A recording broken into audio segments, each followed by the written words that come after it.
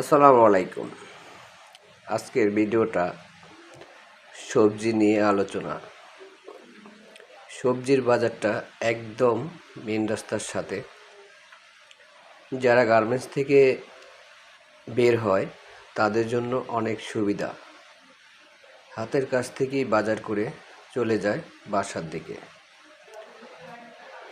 এরকম বাজার